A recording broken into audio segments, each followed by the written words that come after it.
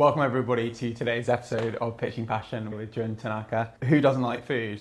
We've got here a chef and the owner of the Ninth in London. Hopefully our world's going to be opened up to his world, sharing the light onto what it's like to be a chef, the world of food today, hospitality, looking after people, not looking after just customers, but looking after the team, which is something you take great pride in. Just to give you a bit of context into Jun. Jun began your culinary career at age 19 working at the Gavroche, where you embarked on your first apprenticeship under the mentorship of the Roux brothers, which there was a 2-year waiting list, right? Yeah, at that time there was. A man of great ambition. You wrote to the top 3 restaurants. They were the ones that responded, right? Yeah, I was luck. I was 19 years old, no experience in a kitchen. I was at a college, but it was hotel management. It was a 3-year course, and what happened was, after the first year, I got a letter sent to my home. I was living with my parents at that time, and the letter said, "Dear Mr. Tanaka, due to your lack of attendance, we won't require you to come back for the 3rd year." And then at that point, my dad sees this and says, "You're on your own."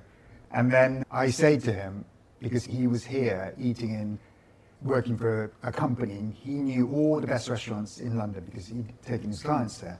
So I said to him, "Tell me the top 3 restaurants in London right now." And he said, Le Gavroche, Chez Nico, and Marco Pierre White. So I wrote to all of them asking for a job and telling them that I was passionate about food. And Le Gavroche wrote back and asked for an interview. I was pure luck, honestly. And I rock up, 19 years old, to, at that time, the best restaurant in the country. And I can't remember the interview, to be honest with you, but it must have gone well because he offered me a job. Absolute baloney. Look at how you present yourself today. I arrived here thinking it was so immaculately done. You are clearly a serious man who has so much passion for this field. You have forged your path with great dedication, clearly. Just going back to the context, so following your training in classical French cuisine, you went on to work for some of the UK's greatest Michelin-starred chefs, including Nico Ladenis at Chez Nico, Phil Howard at The Square, and Marco Pierre White. You've also hosted your own television series in 2006 called Cooking It on Channel 4, and still to this day appear on TV on the likes of Saturday Kitchen and MasterChef, The Professionals, as well as having written a recipe book, Simple to Sensational. In 2015, you launched your solo venture, The Ninth, which is where we're here today on Charlotte Street in Fitzrovia, London, which quickly gained a Michelin-starred restaurant on the year of the opening, an accolade which it has retained since. Something that's super important to you, which we're definitely going to be digging into, is that in 2026, you were included for the first time in the Sunday Times Best Places to Work list. Jun, you're clearly an artist, painting brushes. Some brushstrokes we can see is, call it consumers, people from the outside. Yeah. We can taste the food, we can notice certain flavours, but we're never really gonna fully get into your mind of the pleasures that you get and the dedication and the focus that you've had on doing what you do. What are the hidden treats and joys you get from what you're doing today? The joy of cooking is taking a beautiful seasonal ingredient and then creating something that you can smell, touch, see, taste within a few hours, a few minutes, a few days, that people can really appreciate. And that creative process is something that I absolutely love. It's always different. It's endless because there are so many different ingredients and ideas. So that part of it, for me, is the most enjoyable. It's that creative aspect of it. And also with food, we're really privileged because people come to restaurants to celebrate weddings and anniversaries and special occasions, and they make memories in our restaurants. We have the opportunity to be a part of that memory, and it's quite a privilege to be able to do that. Different people get different experiences from cooking. Let's say you've had a long week of work, the work's pretty demanding, but you've got some friends coming around for a Saturday barbecue at yours. Yeah. Run us through the journey of excitement from the ideas to what you want to do to the outcome. If I'm cooking at home, I keep it super simple. I do not try to overcomplicate it. And I do think about the fact that if I've got friends coming over, I want to spend most of the time with them, enjoying myself. Yeah. So I keep it very simple. And a barbecue is generally what I do all the time, whether the weather's bad or It's your not. thing. It's your thing. Because it's less washing up. The flavour of the charcoal enhances the food. And generally, I always do seafood because it's really easy. And most people won't cook seafood on a barbecue at home.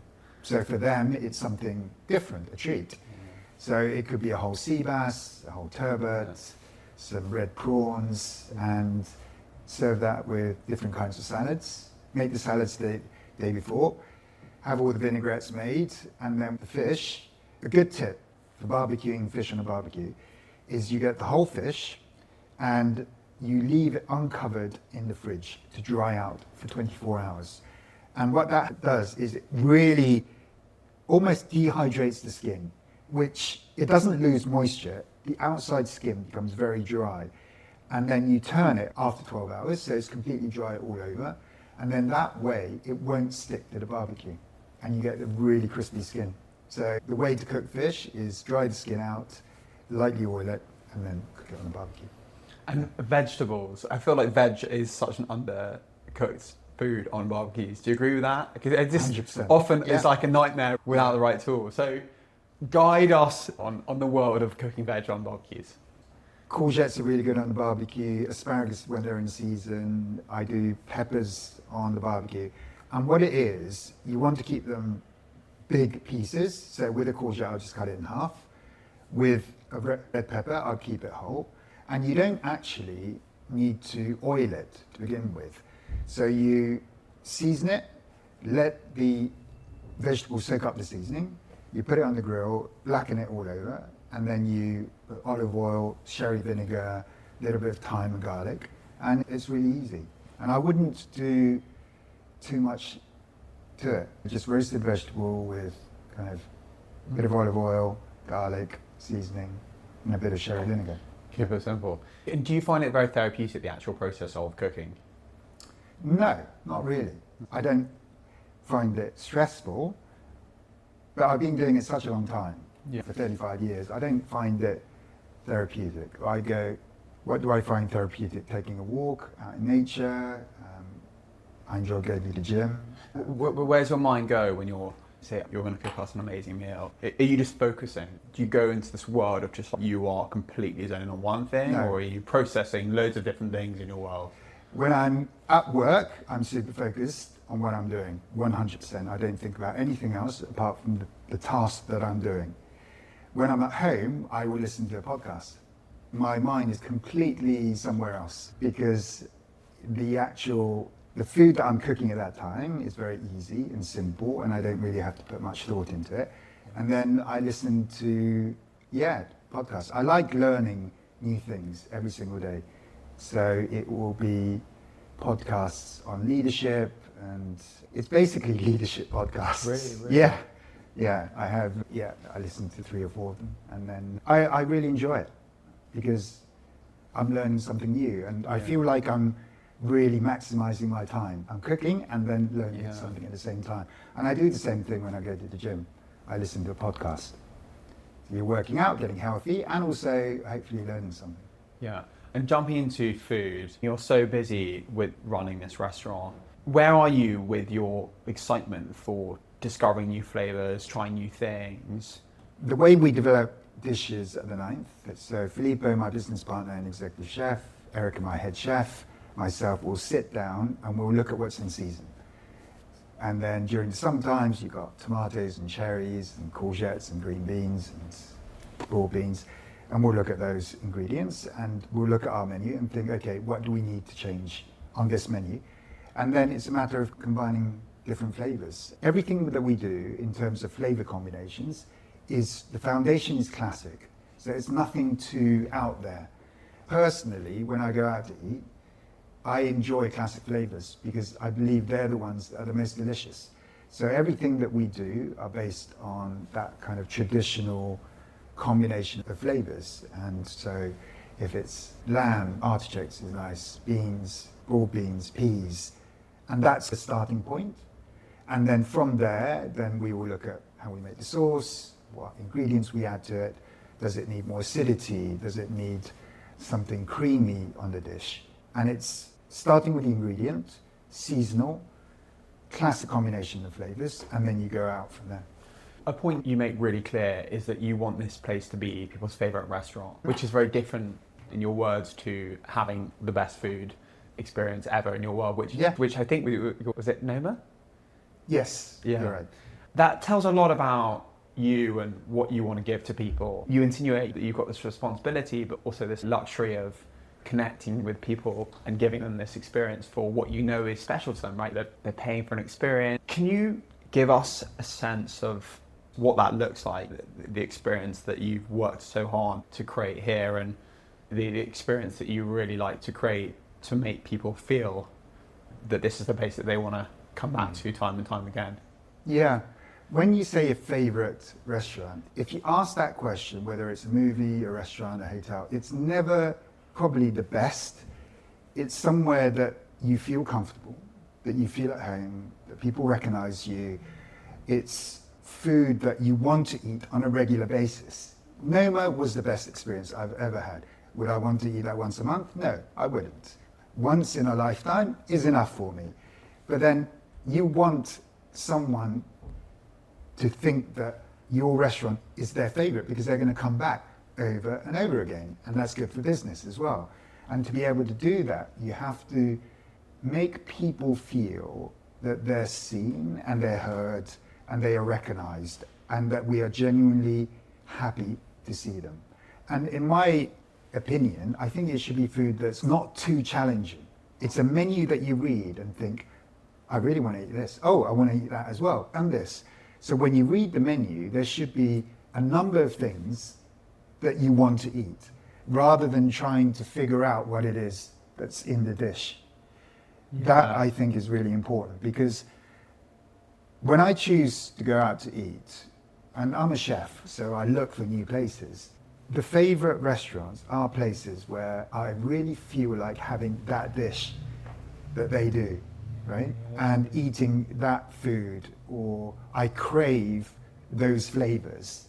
And so those are the places that I frequent more than others. And I think that is the idea of creating a favorite restaurant. Make the guests feel valued, seen, that we're genuinely happy to see them, and create dishes that are ultimately delicious, but it isn't challenging, that people don't have to overthink about the dish. That's such a great point. That's so true where you're reading a menu. Looking at some things, you're just like, I don't know what that word is. It happened to me yesterday where I was like, it was actually it was a type of pasta. Yeah. You want to be able to join the dots. Now, with any consumer business, what you offer is a whole experience, from calling up a restaurant to arriving, using the bathrooms, yeah, the whole thing.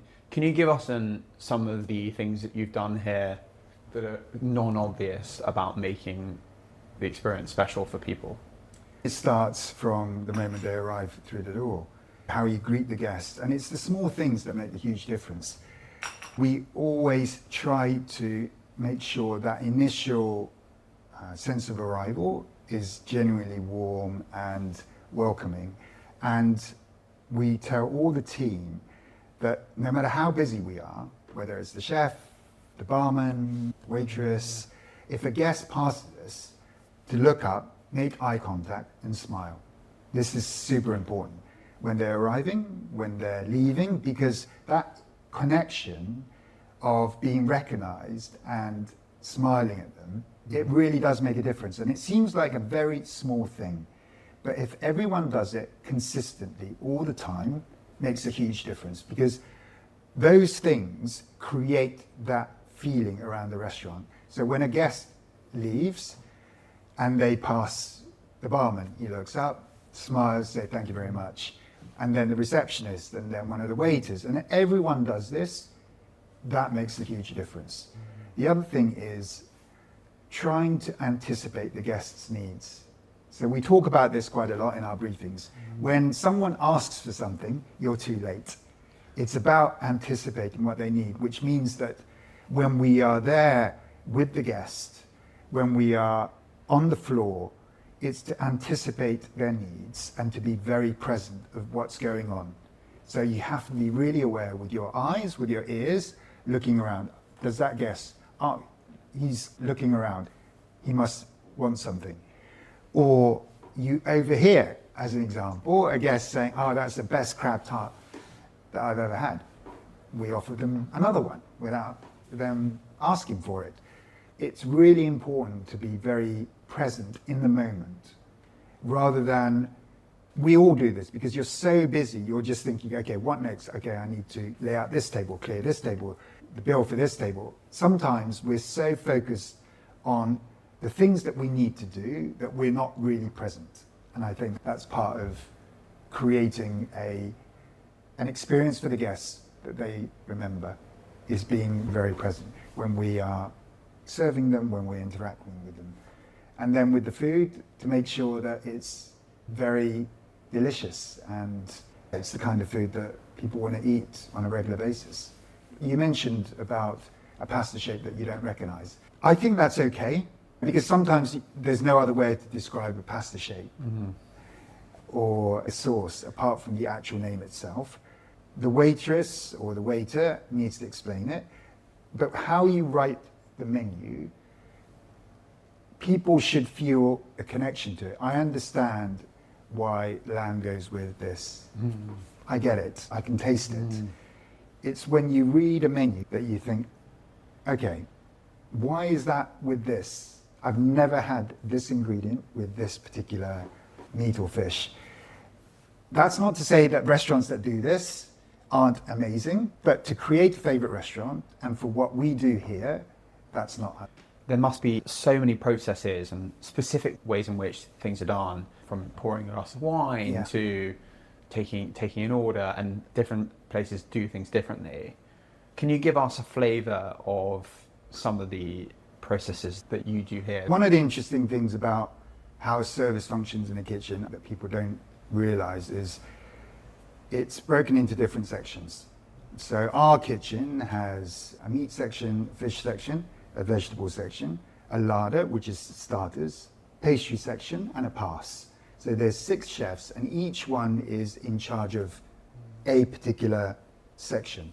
So when you order the dishes, one chef will be cooking the fish, one chef will be cooking the meat, one chef will be doing the starters, one chef doing the vegetables, and then the pass is where I would work, or my executive chef, or my head chef.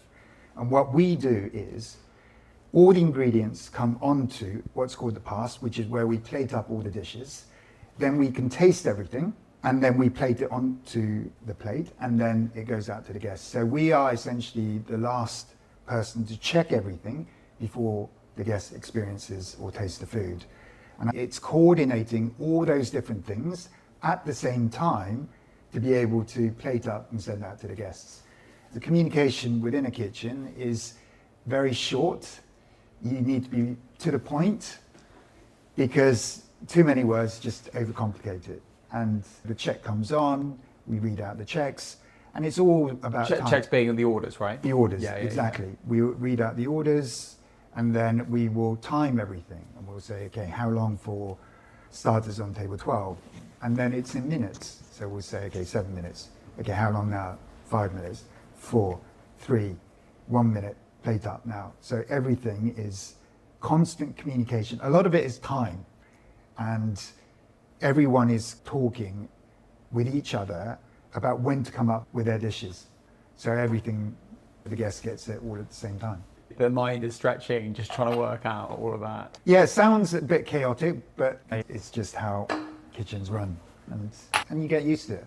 How the waiters and waitresses interact with customers, are there particular ways that you like things to be done? The most important is that we are relaxed and warm and just genuinely welcoming. That for us is the most important thing. So service isn't stiff or polished, it's friendly, because we want the guest to feel at home. And sometimes you can walk into a restaurant that's super stiff and you feel slightly uncomfortable. We don't want that. We want everyone to feel that they can be themselves. That's an important part of being someone's favorite restaurant, is a place that you can relax, and you can be yourself. And looking around here, you can see some really wonderfully displayed wine bottles, some nice light. Were you involved in, for example, choosing the interior? We used Dale, he has Rosendale Design, interior designer. Okay. And then I was working with him for a year before we opened this. I love New York and New York restaurants and that feel. And so when we found this site, he knew exactly what kind of feel that I was looking for. And again, it was about warm, welcoming, all those words, relaxed. We did this on a shoestring. It was really not a lot of money. He was so creative in coming up with this look. Something extraordinary happened here. One day, 2 a.m, you get a phone call, and it's the fire brigade. Yeah. They're calling to let you know that there's been a fire in your restaurant. Your world, and we're going to go into this and quite how accurate this is, but your world did change. You've made the comment that fire or no fire, you would have chosen to have had the fire in hindsight based on where things have gone for you from there. So the restaurant was shut for 8 months, right? Yeah. Restaurant shut for 8 months, complete crisis. This is the busiest period, it's post-COVID, everyone's wanting to eat out. And you're like, when we reopen, we need the team. We need to make it really clear to the team that they've got their jobs, we need them, we want them. Yeah. And you just threw yourself into twice a week doing amazing activities from yoga to foraging, doing things with the team. And as a result, people work differently as a team now because of that. You've received recognition for how special it is for people to work here. That's really of note in an industry which is notoriously difficult to work in with various different dynamics today. Yeah. So it's really of note that you have that reputation. What to you do you feel is true that people need to learn from your experience around creating a great work environment? I think to create a positive culture within a business, within a restaurant or any business, for us, it is the foundation of everything. When we opened the restaurant 11 years ago, we wanted to create a workplace where the team feel valued and they feel fulfilled and they feel inspired. And we've focused on that for 11 years, and there's things that we've done wrong, things that we've done well, and it's like anything, it's a learning process. And I think one of the things that we have to realize is culture doesn't just happen. If culture just happens and you let it happen, it will be bad, 100%. There is, in no scenario is a culture within a business great if you just let it be. It's like creating great food, great hospitality. You have to work on it. You have to be intentional. You have to mold it. You have to think about it. You have to tweak it and really invest time and effort into creating this culture that you want. So you need a vision for what you want, and you have to do everything to try to achieve that vision, because it only happens when it's intentional. We put as much time and effort into our culture as we do on the food we put on the plate and the hospitality we give our guests. It is equally, if not more important. Once the team that work here feel fulfilled and they feel valued, they feel listened to, the guests can feel it. They can. We have people coming in for trials, which are people coming in for work placement, for a job. And I interview them afterwards, and they will always say, oh, there's something different about this place, because you can feel it when you walk into a restaurant, a business. You can feel the culture, wouldn't you say? I always say that you step foot into a kitchen, within 2 minutes, you know what the culture is like, because you can feel it. Let's spring out. You're interviewing someone, working out if they're right for the job. You get a sense of what they're like. Obviously, people can be quite clever at projecting themselves in a certain way. Sure. Do you give them a package that explains story and the things you expect? What happens when you, for example, when you can hear a conversation with someone new and they're just talking to one of their colleagues in a way that to you doesn't match your culture? What happens? When we interview someone, we will look at their personality more than their CV. Yeah, because we can teach people how to cook, we can teach people how to serve a guest. You can't teach personality. Yeah. Right? So we look for people that fit within our culture. This is really important. And you can tell, because they're coming for a day, which is a trial, and when you interview them, you can get the sense, the feeling. Sometimes we do get it wrong. And when we sit down, we talk to them, we explain how important our culture is. So even before they come in for a trial, they know how important this is to us. And if it's not something they're interested in, they wouldn't even come. So that's the beginning, is explaining who we are, what's important to us, and choosing people we believe that will fit into the culture. Once they start, we will sit down with them on a regular basis. And if we find, it doesn't happen that often, to be fair. When you hear one of our team speaking with someone in a way that it shouldn't, it doesn't happen that often, right? But when it does, we deal with it. We deal with it straight away. Straight away. Yeah, immediately. We don't let anything sit. Any kind of, even in the smallest things, we will sit down with them and say, you can't do that. And these are the reasons why this won't happen again. And we're very direct, specific, respectful. When we give feedback, this is another part of creating this culture. It has to be not about the person, it's about what they did or what they said. So it isn't about their character. It is, as an example, Arthur, when the commis chef threw away the lamb trimmings, you swore at him, right? You can't do that because this is not what we do. Rather than saying, oh, you're so rude. It's not, it's about what the person does or says rather than the person's character. This is really important because when we get feedback, we take it personally, right? And so we have to separate that. And it's not about the person, it's about the action. So this is one of the things. That's genius. There's zero tolerance for that. And if people don't change, we don't keep them. Yeah. As simple as that. We're not afraid to let people go. And this is something that I've learned through mistakes, is sometimes we keep people within a business who's not right, and we know it, but we keep them because we're short-staffed. Big mistake. And I've done that many times. And I'm trying to teach the senior team about this. It is better to be short-staffed with the right people than fully staffed with the wrong ones. It only takes one person who is the wrong fit to destroy a culture that you built. And we have to be really aware of it because the culture is something, as I said, that you create, and it's lived every day by the people that work here. But then if you have one wrong person, it can destroy this culture you've built. So it's really important that when you see that, you let them go immediately. Reflecting on oneself, it can be helpful to slightly work out one's own behaviour, one's values, one's own culture. Clearly, you've done a lot of that, and you're leading and contributing and trying to work out the best way of doing things. What do you think is a helpful way for people to reflect on their own culture for themselves? I'll talk from a perspective of creating a positive culture within the restaurant. It has to start from the top. Otherwise, it doesn't work. Yeah. It has to start with the owner, the executive chef, the CEO. It has to start there.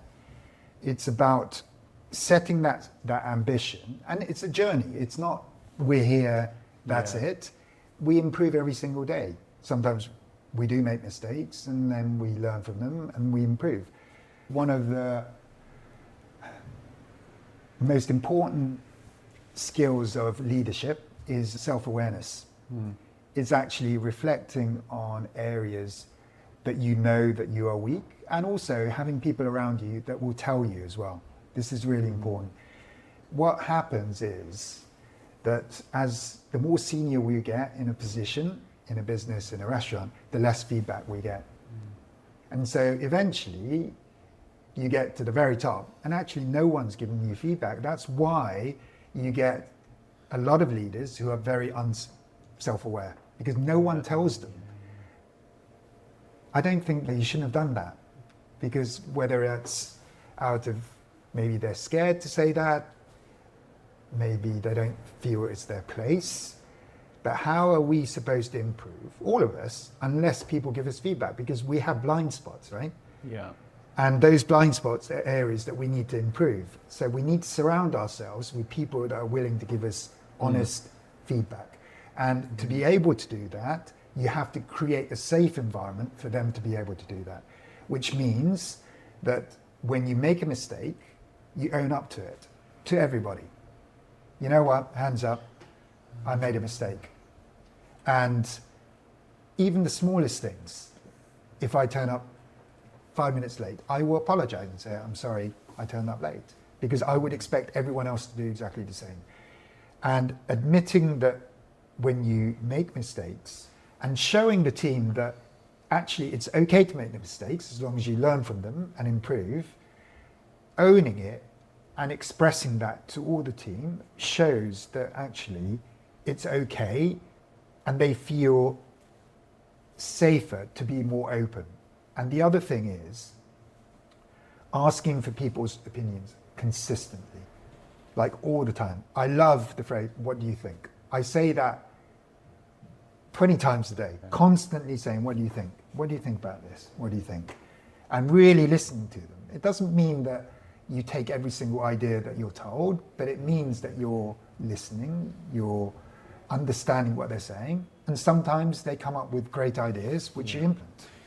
Yeah, a lot of this links as well to integrity and feeling connected to the team. Clearly, you've created an environment where people really feel like they're part of a ship, part of a team that they can add value to, and it's okay to mess up occasionally because that does happen in a team, right? But it's like sharing that. I think creating that psychologically safe environment, that is key.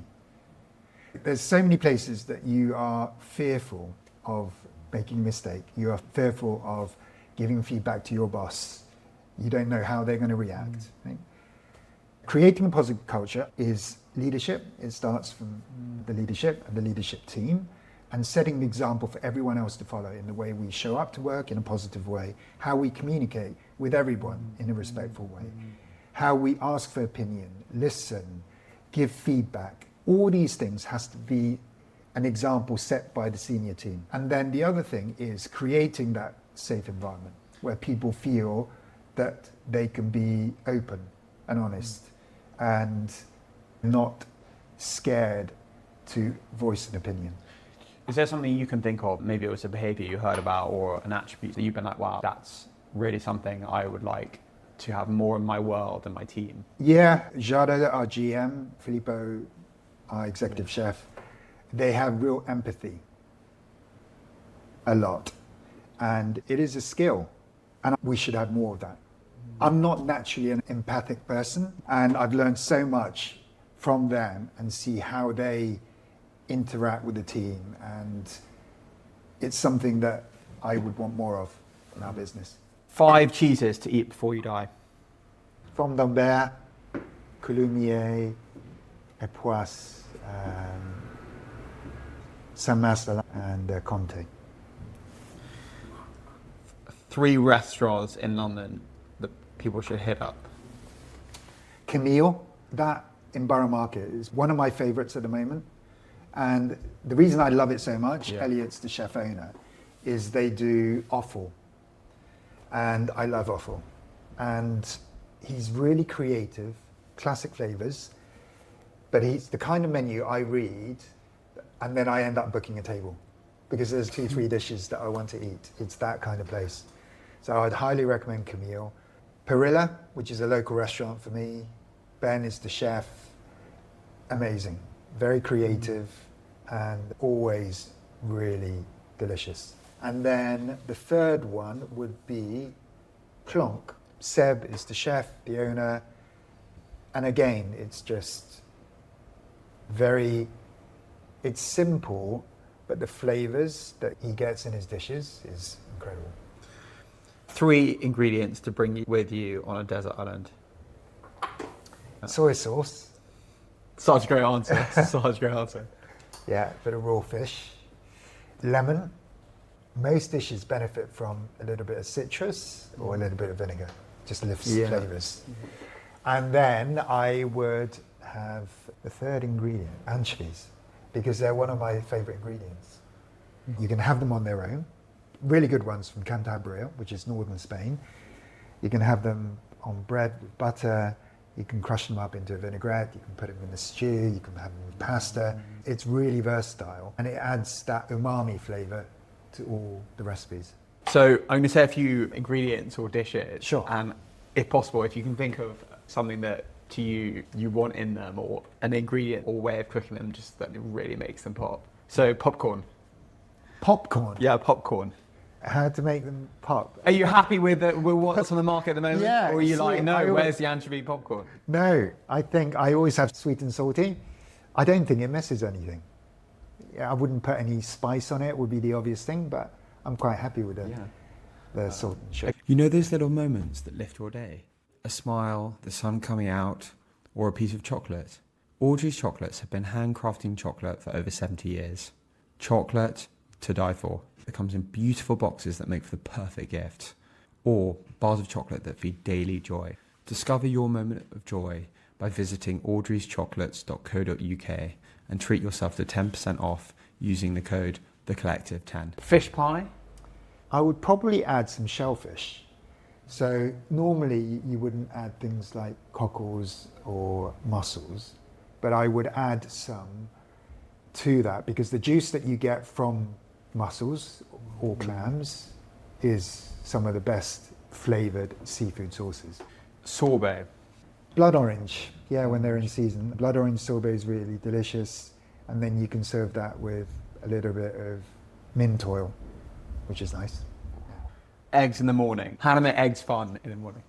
In Thailand, they do these eggs, which are really delicious, and they whisk them up, get as much air into them as possible. Super hot frying pan, bit of oil, and they throw all the eggs inside it, and it kind of puffs up a little bit, so almost a little bit like a souffle at the edges, and goes very crispy.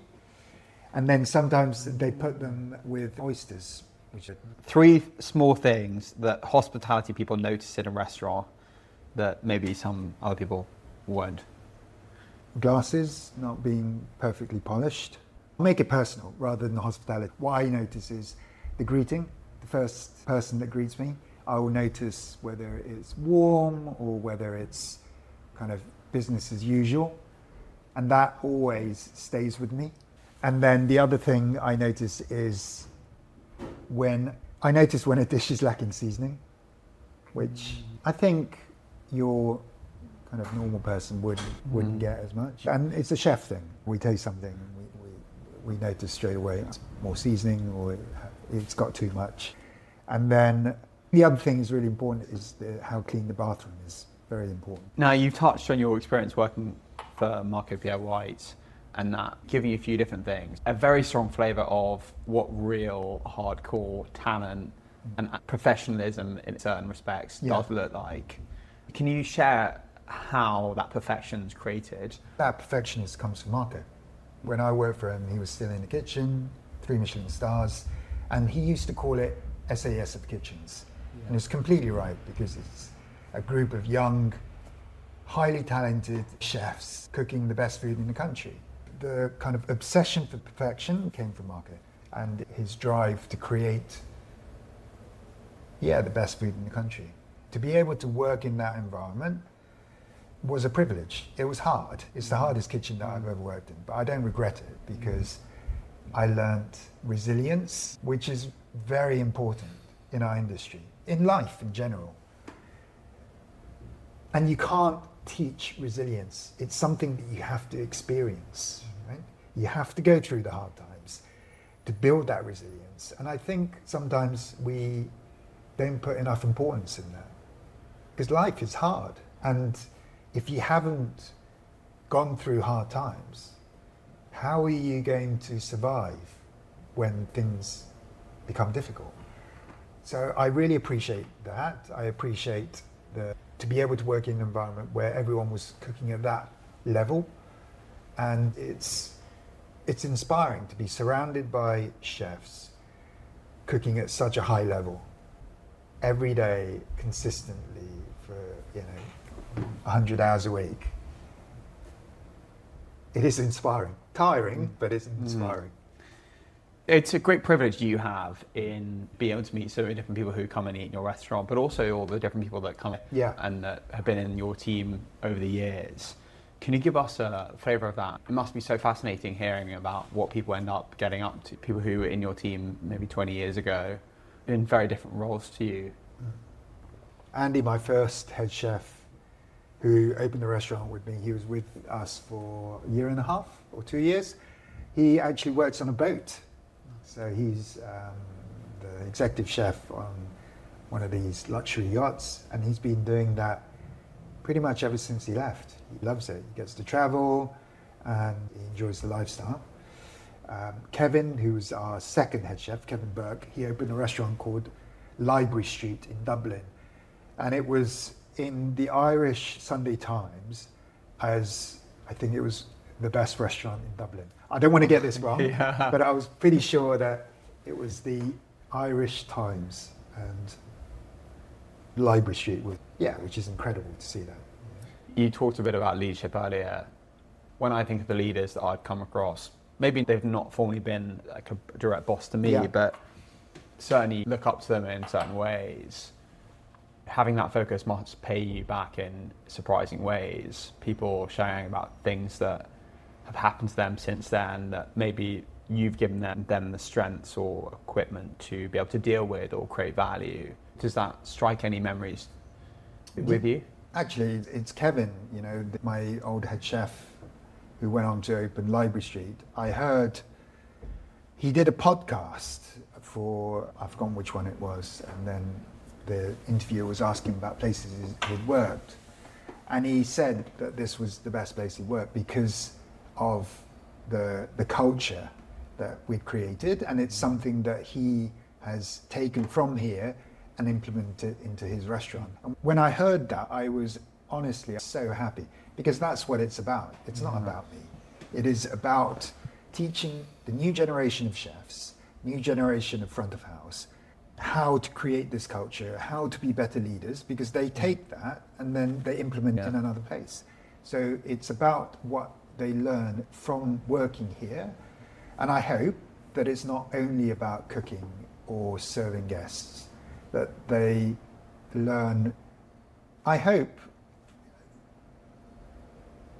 to be, I don't know, without sounding a bit, no, I mean, I hope to be a better person. That's what I hope, because people work here, they spend most of their, day working, right? And so it is our responsibility to do everything we can to allow them to grow, not just in the skills, but also in their life and as a person. And if they take some of that into their next place, then, we've done what we need to do. We're now going to just jump through some amazing photos of this dish here, for example. Just strikes me as something you talked about. Yeah. Creating emotions on a plate and creating a sense that a dish that people want to travel for. Yeah. Tell us about this dish.